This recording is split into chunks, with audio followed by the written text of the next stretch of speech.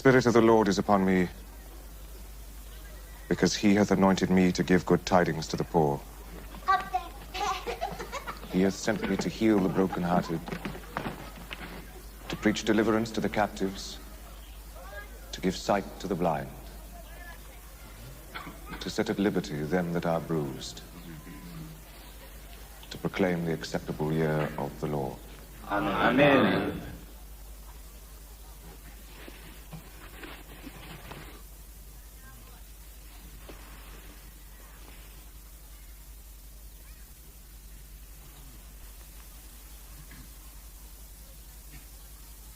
Today, in your hearing, the scriptures are fulfilled. Hai, Shalom. Selamat datang ke satu lagi video perbincangan untuk Injil Lukas. Dan dalam episod kali ini, saya bersama dengan Dexon dan juga Yoni. Yes, apa khabar, people? Okay. Baik. Kurang sehat. Saya dengar macam kurang sehat. Jangan kantoi. Yes. Masih mau sehat muka. Ya, muka mesti mau cegah salah. Okay. So, dalam episod ini kita akan melihat daripada Lukas bab yang keempat, ayat ke-16 hingga ayat ke-40. Basically apa yang terjadi di sana adalah selepas Yesus digoda oleh iblis, Yesus kembali balik ke Galilea, dan kemudian salah satu perkara yang Yesus lakukan dalam Injil Lukas, dia pergi kepada kampung halamannya di Nazaret. Dan di sana Yesus membacakan segulungan naskah, dan dia membaca daripada kitab Yesaya. Dan sejurus selepas Yesus membaca petikan itu tentang dirinya, Yesus katakan semua ini terjadi sementara kamu mendengarnya. Dan apabila orang yang berada di Saumah ataupun rumah ibadat pada ketika itu, mereka mendengar tentang pengakuan Yesus, mereka mula-mula bertanya soalan.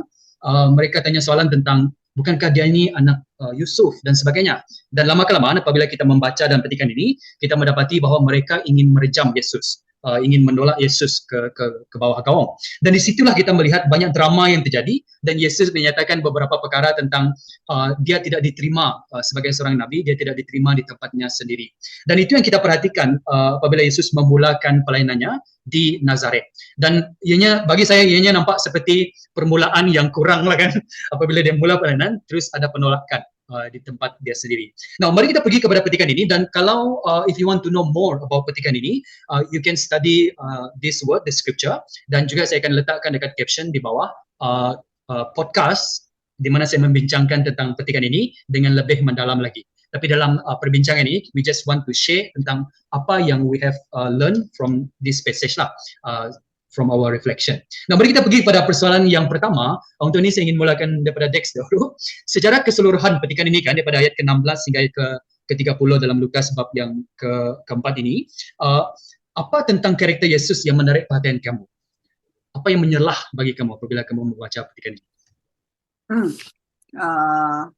Yang pertama yang saya perhatikan ialah berani untuk menyatakan kebenaran, bukan berlapik-lapik. Itu yang saya lihat. Dan berani dia tu bukan berani yang without bukti, bukan berani yang without saya saja aja pergi datang dan berani menyatakan kan ya, kalau kita tahu yang dia adalah sepenuhnya Tuhan dan sepenuhnya manusia, dia boleh je datang cakap kan tanpa memetik ayat firman cakap saya adalah itu. Tetapi kalau kita lihat dia pergi rujuk kembali kepada apa yang telah dinyatakan sebelum ini dan menyatakan kebenaran yang dia ingin nyatakan walaupun dia tahu yang dia akan ditolak.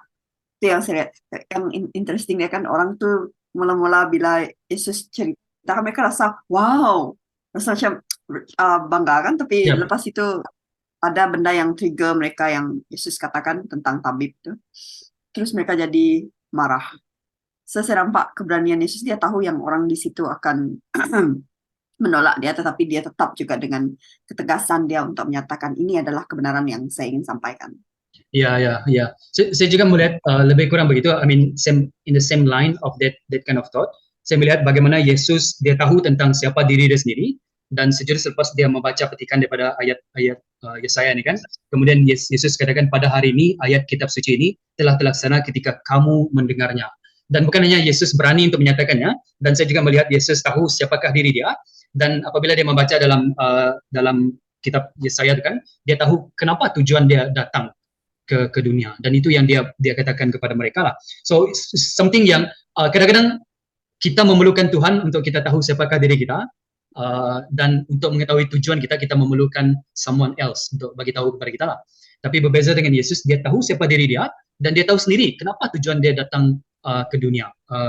Shortly, kalau dia katakan begini, roh Tuhan ada padaku, kerana dia telah mengurapi aku untuk memberitakan kabar baik kepada orang miskin, kemudian dikatakan pengumuman kepada orang tawanan, penyembuhan kepada orang buta, dan juga kelepasan bagi orang yang tertindas, dan mengisytiharkan tahun keredaan Tuhan.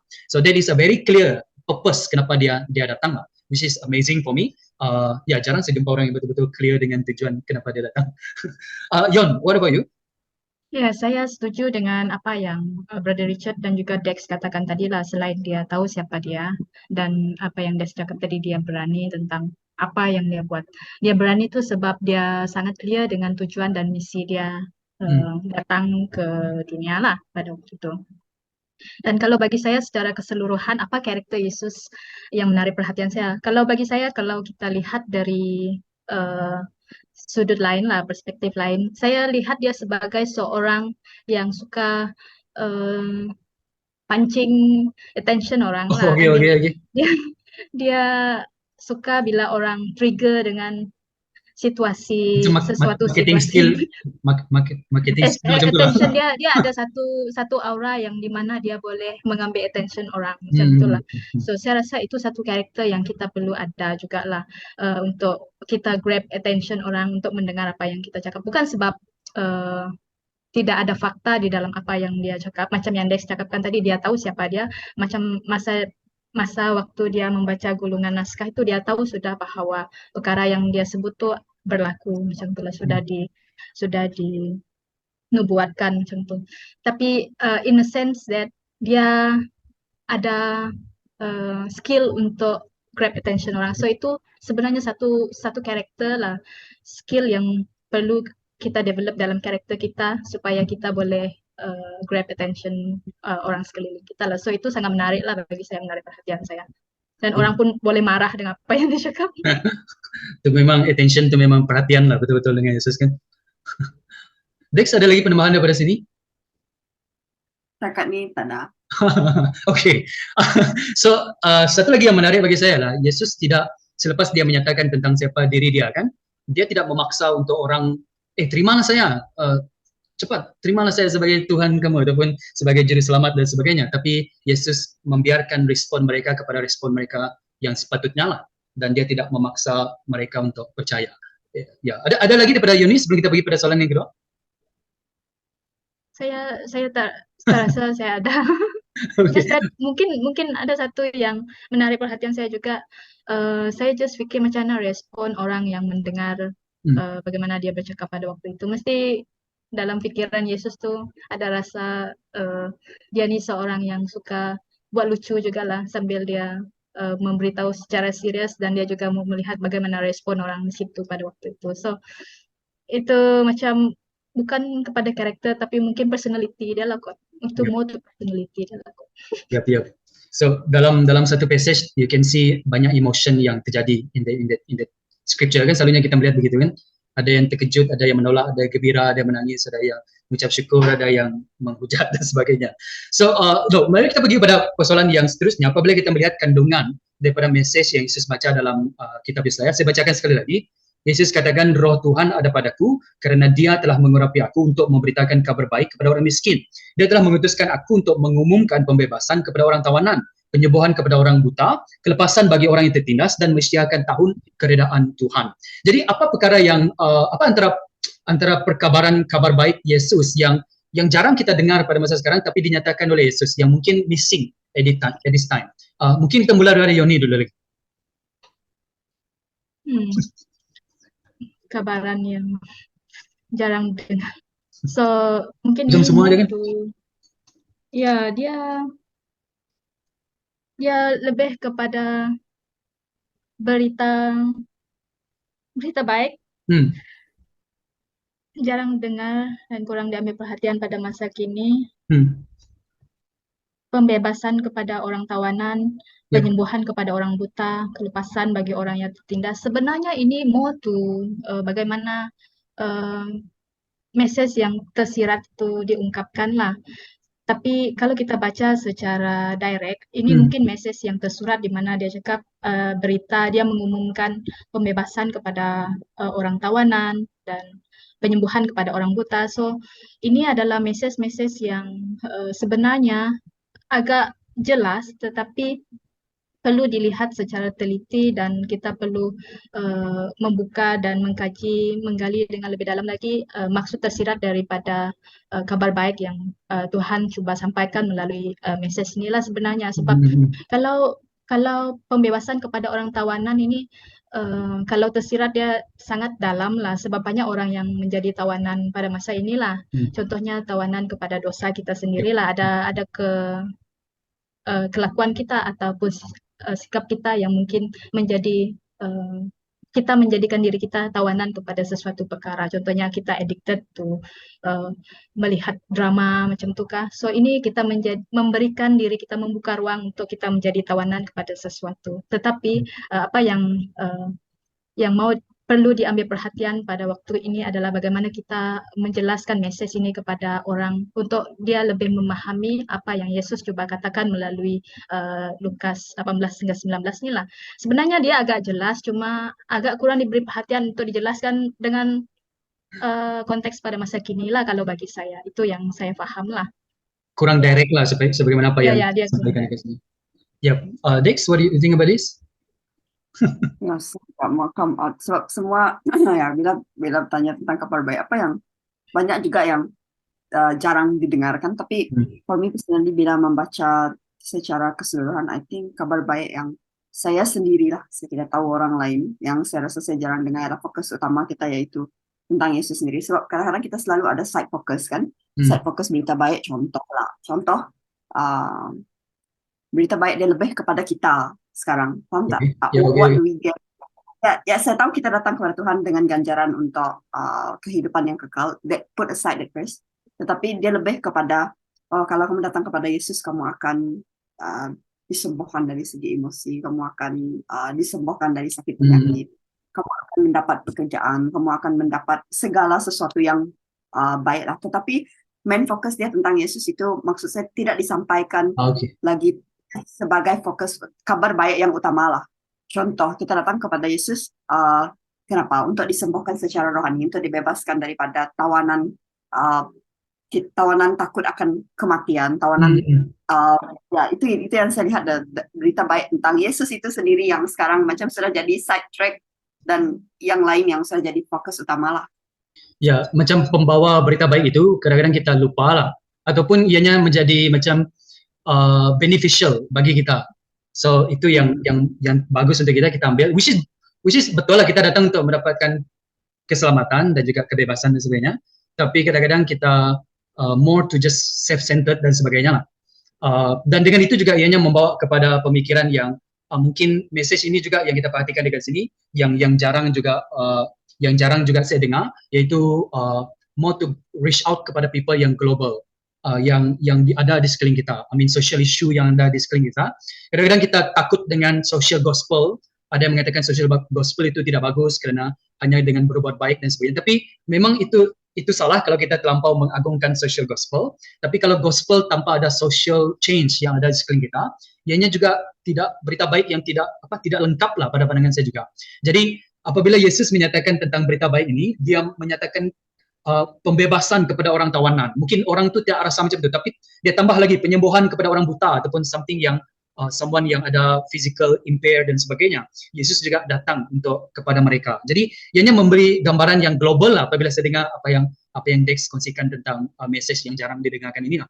Dan apabila saya fikir tadi kan masa setengah minum, saya fikirkan mungkin kalau kita ambil secara literal, mungkin sesuatu yang jarang juga ialah pembebasan kepada orang tawanan ataupun orang yang berada di penjara. Dan ini mengingatkan saya yang when is the last time kita teringat kepada orang yang di penjara, pergi melawat mereka di penjara dan sebagainya. Dan apabila saya fikir macam let's do this, saya fikir tadi kan let's do this, pergi melawat orang yang di penjara. Dan saya cek dari internet, saya dapati ada satu ministry dipanggil Prison Fellowship Malaysia. Waktu saya terus volunteer tengok, mau jumpa dengan staff di sana, apa yang I want to know more lah tentang hal ini. But yeah, it's make me realize yang memang juga kita melihat dari segi kerohanian, sebagaimana Yoni katakan tadi, yang betul-betul dibebankan oleh dosa dan sebagainya. Tapi kita juga melihatnya dari segi real thing lah, spiritually, physically, socially, di mana pembebasan kepada orang tawanan. When is the last time saya visit mereka? Teringat dengan mereka pun macam berdoa patah lagi lah. Ya, so this message is very interesting. Ini ada penambahan lagi pada Yon dan juga Dex? Ya, agak betul juga lah. And then persoalannya lagi, macam mana dengan orang yang bisu, yang peka? Macam mana kita reach out to them? How kita boleh bawa berita baik tu kepada orang buta, orang yang tak dapat mendengar. So ini adalah satu yang mungkin ada batas, ada jurang antara kita lah bagaimana kita mau reach out kepada mereka. So saya rasa itu juga adalah satu perkara yang kurang ditekankan pada masa kini lah. So mungkin ada orang yang boleh memberitakan berita baik dengan sign language, tetapi sejauh mana dia boleh sampai kepada mereka yang target audience kita yang tidak dapat bercakap macam itulah. Macam mana sign language tu boleh deeply message tu sampai kepada mereka. Mungkin itu juga perlu diambil kira. Dia memberi idea kepada kita yang apabila kita belajar sign language, so that we can reach out to people yang mungkin ada keistimewaan, cakap keistimewaan seperti ini. Saya bukan untuk menghakimi mana-mana gereja, tapi saya pernah dengar satu gereja dia cakap yang open to people lah. Dia cakap gereja ni buka kepada semua orang. Dan apabila saya terfikir, macam mana dengan orang yang ini OKU, dan gereja itu tidak ada tanggal untuk OKU. Macam mana kamu mau open that place for all people kan? Dan bayangkan lagi kalau gereja di tingkat 2, tingkat 3, kalau orang cacat, tak ada kaki, macam mana? How? So there's one church yang saya jumpa, mereka ada lift, mereka buat lift for people yang handicap macam ni, OKU. So mereka boleh join bersama dengan gereja lah. So that is apabila mereka perhatikan about ministry, pelayanan dan sebagainya, mereka melihat juga orang yang betul-betul kekurangan di sekeliling mereka. Dex, anything come to your mind? Saya dengarkan terus macam, ya selalu juga saya sendiri terlepas pandang kan, sebab kita kadang-kadang itu terlampau, bukan saya mau cakap yang you need to be, kadang-kadang terlampau spiritual tu sampai kita lupa dengan physical seram kita kan. Jadi bila mendengar yang dengan Brother Richard sharingkan, terus saya buat reflection, bila kali terakhir saya concern dengan keadaan di sekeliling saya kan, especially bila yang cakap tentang orang peka dan orang buta. Terus saya berfikir bagaimana Yesus pada saat itu menginjil kepada orang-orang seperti ini. Terhadap dalam hati saya rasa macam sangat wow, dan boleh nampak yang Yesus itu sangat gifted, sangat berdedikasi, macam yang bila dia respon dia kepada poin yang pertama tadi tentang bagaimana karakter dia boleh. So ada banyak karakter Yesus yang kita boleh belajar untuk kita juga dapat reach out kepada orang-orang di sekeliling kita kan, untuk menyampaikan kabar baik yang mereka mahu mendengar, tetapi mereka tidak ada ability untuk mendengar benda itu. Yes, dan sangat-sangat menarik juga apabila memang berita baik ini untuk bagi mereka yang orang buta dan orang yang tertindas dan sebagainya. Dan kita melihat aspek even miracle pelayanan Yesus kan, dia memberi firman itu sebagai makanan rohani, dan dia mengkabarkan firman Tuhan kepada mereka yang datang. Dan juga ada mereka yang lapar, dan Yesus tak cakap tak apalah mereka dah makan rohani, tapi Yesus tetap melakukan mujizat because Jesus also concerned about the physical being of human beings lah. Dan Yesus melihat itu secara holistik dalam berita baik itulah. Nah, mari kita pergi pada persoalan yang ketiga. Dikatakan berdasarkan ayat yang ke-22 hingga ayat ke-30 tentang respon mereka terhadap apa yang Yesus telah nyatakan kepada mereka. Apa tentang sifat manusia yang kamu perhatikan dalam petikan ini, dan bagaimana ianya boleh diubah ataupun diatasi? Kalau kita tak boleh mengubah banyak, at least kita lihat apa yang terjadi kat sini lah. So for me, apabila saya perhatikan tentang respon mereka kepada Yesus, ianya gradually mereka menjadi, mula-mula mereka tanya, bukankah dia anak Yusuf? Dan lama-kelamaan mereka makin lama makin doubt about who Jesus is. Dan pada pandangan saya kan, is a human being, kita juga mempunyai sifat yang ada rasa sakwa sangka ataupun doubt, dan kita bertanya soalan. Dan pada pandangan saya, that is a very human nature. We should ask question. it's okay to have doubt. Sebagai orang Kristian juga it's okay to have doubt. Tapi apa yang mereka lakukan ialah mereka tidak menyiasat dengan lebih lagi. Mereka hanya ada tanya soalan, tapi lepas tu mereka membiarkan persoalan itu menjadi sesuatu yang menghantui fikiran mereka. Macam mana Mesiah ataupun yang diurapi ini, iaitu Kristus, boleh menyatakan hal ini dan mengatakan kitab suci ini telah terlaksana ketika kamu mendengarnya, dan mereka tanya persoalan itu, dan persoalan itu mereka tidak siasat dengan lebih, mereka tidak sabar dengan apa lagi yang Yesus akan lakukan, dan mereka terus buat kesimpulan bahwa Yesus ialah bukan sebagaimana apa yang Yesus katakan tentang diri dia sendiri lah. So the human nature yang saya perhatikan dekat sini ialah terlampau cepat judging, terlampau cepat untuk menolak tanpa melihat dengan lebih mendalam lagi, dan sehingga kan mereka ingin bunuh Yesus. Okey. Apa yang Dex perhatikan daripada ayat ke-22 hingga 30 ini? Oh ya. Ya, apa yang saya perhatikan tentang karakter mereka di sini kan, saya rasa bila membaca dia dan di-explain tentang pada awal, mereka sangat wow dengan apa yang saya percaya mereka adalah orang yang percaya lah pada saat itu, orang yang membaca perjanjian lama, orang yang beragama lah, orang yang melayani. Tapi kan dia macam hype dia tuh sekejap aja. Mereka tidak dapat menerima apa yang Tuhan Yesus sampaikan. So mereka ada, saya rasa di dalam pikiran mereka kan benda yang Yesus sampaikan itu tidak, ini tak betul, ini tak align dengan apa yang saya telah dengar daripada orang-orang, dengan apa yang saya telah. Dan saya percaya perkara itu terjadi karena mereka berkeras hati. Itu yang dan mereka rasakan macam, oh ini tak sesuai dengan apa yang saya mau dengar.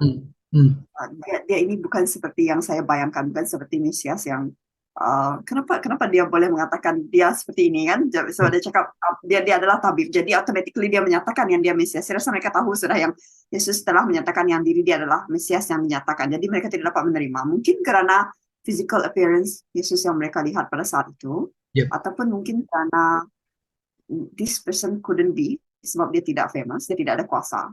So kalau kita lihat karakter manusia di sini adalah karakter yang mereka sudah buat kesimpulan lah sebelum sudah buat kesimpulan sendiri yang dekat otak mereka sudah ada.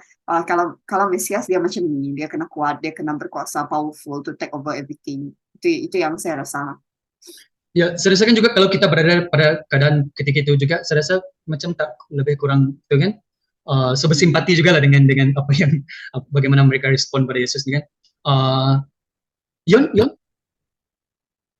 ada bunga sudah tumbuh kan? Ya, saya setuju dengan apa yang Dex dan Brother Richard katakan tadi, bagaimana human nature punya sifat tuh memang kita tidak boleh sangkal lah, macam mana kita kalau nampak sesuatu memang kita akan drop dulu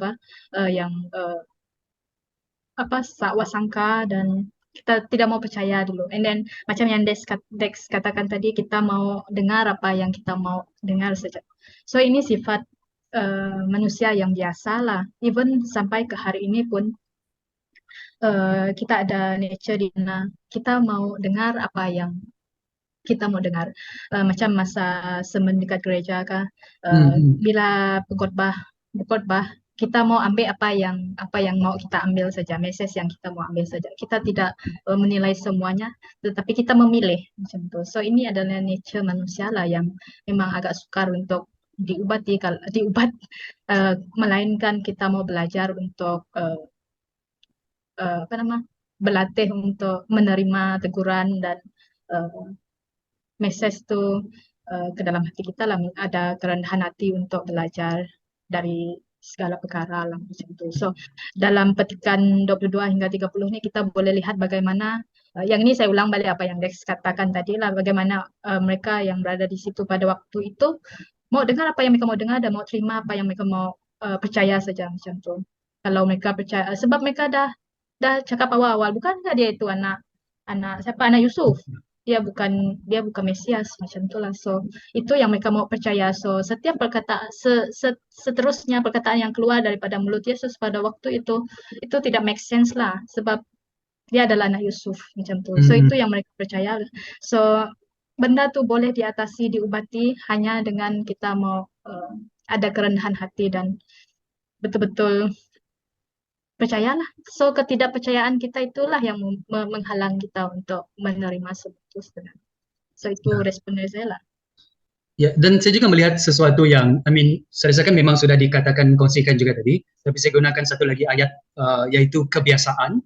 Kita sudah terbiasa dengan, sebagaimana yang macam contoh yang Yoni katakan tadi, macam kita selalu pergi gereja dan kita mendengar orang yang sama bercakap benda yang sama, dan kadang-kadang kita fikir, apa benda lagi yang saya boleh belajar daripada dia, macam semua saya sudah tahu, adapun ini message yang saya memang sudah dengar daripada sebelum ini, kadang-kadang kita kebiasaan itulah. Dan apabila saya fikirkan, kepada umat orang dekat Nazaret ini, respon mereka saya rasa saya boleh faham kenapa mereka doubt, kenapa mereka ragu-ragu dan sebagainya. Tapi apabila saya fikir lagi kan, tak mungkin mereka tak pernah dengar bahawa Yohanes Pembaptis mengatakan Yesus, He is the Lamb of God. Dialah yang akan membaptiskan orang dengan Roh Kudus dan api, Yesus katakan. Dan tak mungkin mereka tak pernah dengar bahawa apabila Yesus dibaptiskan, suara daripada Bapa berkata, inilah anakku, dengannya aku berkenan. Tak mungkin mereka tak pernah dengar story macam ini kan, apabila Yesus di pencobaan dan dipenuhi dengan Roh Kudus, kemudian dia buat perkabaran dekat Galilea. Tak mungkin mereka tak pernah lihat yang something amazing about Jesus, different. Tapi lagi Yesus mengatakan hal ini dan mereka tidak percaya. Saya rasakan kedegilan hati jugalah yang ada dekat sini. Bahaya. Dex, anything more about this? Dan ya lepas melihat membacakan tentang bila Yesus kata tentang zaman Ilya tentang itu kan, ada seorang saya membaca yang interesting kan, seorang saja yang disembuhkan, seorang saja yang ditahirkan. So ini insight saya rasa mereka pada saat itu juga adalah lebih kepada mendengar kata-kata majority. So kadang-kadang kan ada orang tuh dia macam, saya berada di tengah-tengah, siapa yang saya mau ikut? Dia yang percaya atau yang tidak. Bila dia melihat lebih banyak yang tidak percaya ataupun lebih banyak yang berkata ini bukan Mesias, maka dia pergi ke arah yang seperti ini. Ini yang saya bayangkan lah. So sama juga, I think this happen juga pada saat ini kan, bila mana kita lebih kepada majority, kita tidak berani untuk come out alone. Tidak berani untuk, sebenarnya kita telah ada hati untuk percaya, tapi kita tidak berani untuk come out alone sebab orang lain telah mengatakan orang lain yang kita tahu mereka ini telah banyak juga belajar tentang firman Tuhan kan, tetapi mereka memilih untuk tidak percaya. Ya, maka saya pun kena ikut mereka juga, sebab nanti kalau tidak saya yang akan dikecam sama seperti Yesus akan dikecam lah. So saya melihat kepada mereka tidak berani come out alone kerana mereka lebih memilih untuk bersama dengan seorang majority. Begitu juga dengan kita pada saat ini kan, bila kita mau memberitakan tentang Yesus itu, bila tengok ramai sangat orang yang tidak percaya, macam mana saya mau datang dan menceritakan tentang siapa itu Yesus lah. Kita tidak ada perasaan berani mau come out alone. Itu yang saya lihat kepada karakter mereka daripada insight saya bila membaca ada. Yep. Wah, nice one. Yon, ada lagi penambah dekat sini?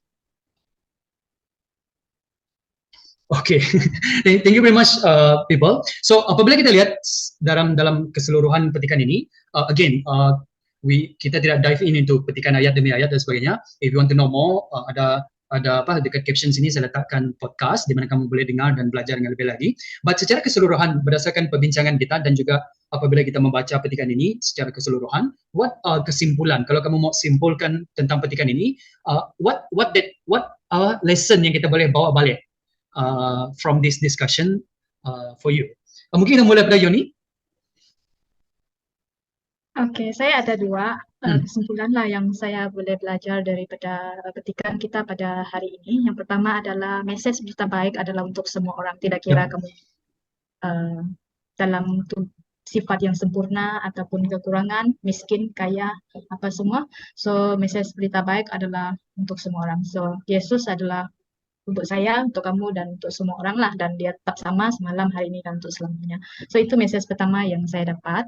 Yang kedua adalah untuk kita belajar firman Tuhan, untuk menerima berita baik, kita perlu ada kerendahan hati lah untuk menerima. Dan kalau kita belajar dari perbincangan kita dari ayat 22 hingga 30 tadi, kita tahu bahwa bagaimana respons menjadi manusia kepada message yang Tuhan coba sampaikan.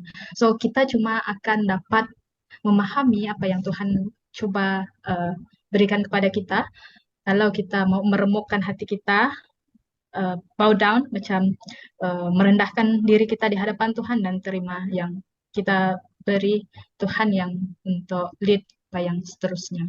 So itu adalah kesimpulan yang saya boleh dapat daripada teks pada hari ini lah. So sangat wow. Dex, how about you? Kalau saya rasa simpulan saya end dengan persoalan terhadap diri sendiri lah. Bila kita belajar tadi tentang bila dengan kita apa yang kita bincangkan tadi, kita Brother Richard dengan Yon cakap tentang physically kan.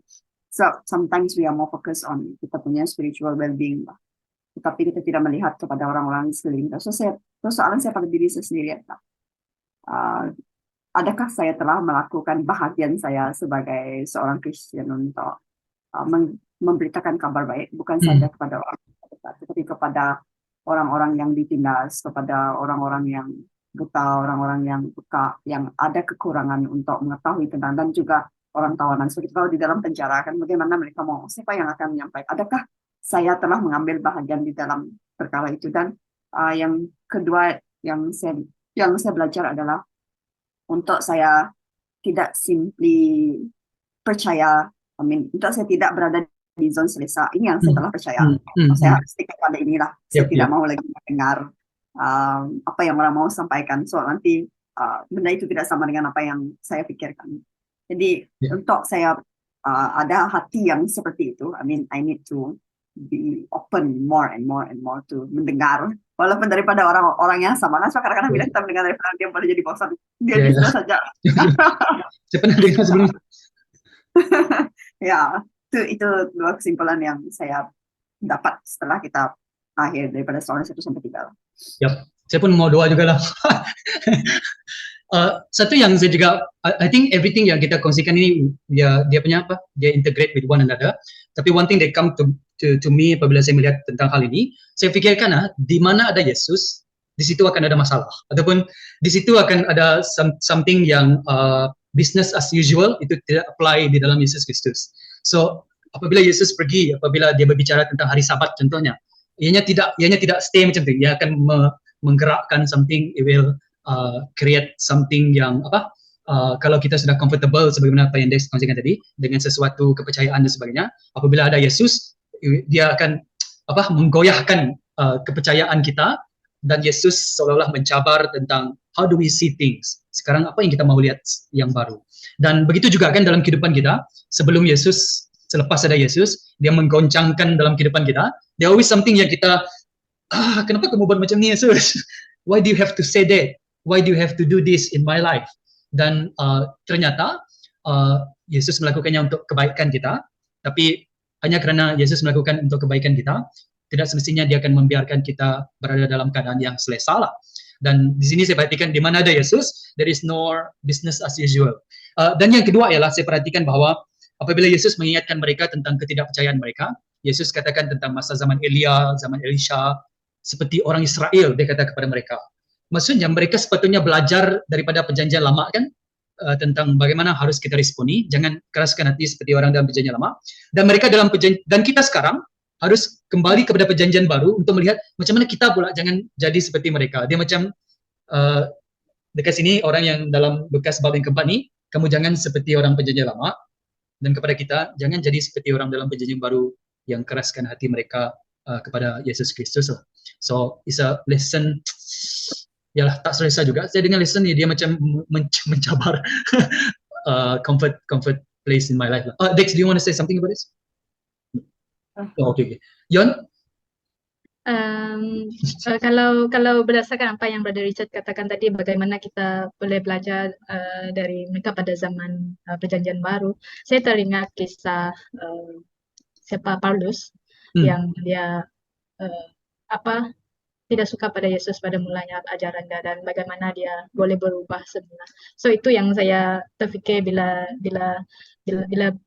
Richard katakan yang kita perlu lihat kembali kepada mereka pada zaman perjanjian baru. So itu sangat wow, boleh dibawa balik, boleh ditapau. Ya, Ya, terus bila saya berpikir kan, oh memang perkara seperti itu berulang-ulang, macam kita tidak, bukan satu kali perkara itu berulang. Perjanjian lama kita baca pun, ya, baca itu, perjanjian baru pun orang yang berperangai macam itu. Dan kita sekarang pun kita, Mungkin kita terus saya rasa, saya pula yang berperangai macam ini. Sedangkan kita Yes. membacakan berkali-kali, jangan jadi seperti orang kalau kita belajar firman dari perjanjian lama, kita selalu cakap, jangan jadi seperti orang Israel yang merasa Yep. seperti itu. Tetapi in fact, fakta sebenarnya adalah perkara itu berulang kembali dan kita sendiri tidak menyadari yang kita seperti itu. Yep. Saya sendiri secara pribadi. Yep, that is human nature lah kan. Alright guys, thank you very much for joining this discussion. Walaupun keadaan kurang sehat, thank you very much kerana terus menekan diri anda untuk dalam pembincang ini. Sehingga jumpa lagi dalam video yang akan datang. Again, come to Jesus kalau kamu belum mengenal Yesus sebagai Tuhan dan juga Juru Selamat. Of course, sometime apabila kamu membiarkan dia mengubah dalam kehidupan kamu, there always something yang kita tidak selesa lah. Tapi kita tahu bahwa apabila dia datang mengubah kehidupan kita, it always for the good. Dan dia datang berita baik kepada mereka yang mana saja. Maksudnya segala kategori yang Yesus sampaikan itu secara umum. Tapi maksudnya apa-apa saja kategori Yesus datang untuk membawa berita baik ini. So come to Jesus and Jesus is the true Savior. Sehingga berjumpa lagi dalam video yang akan datang. Shalom.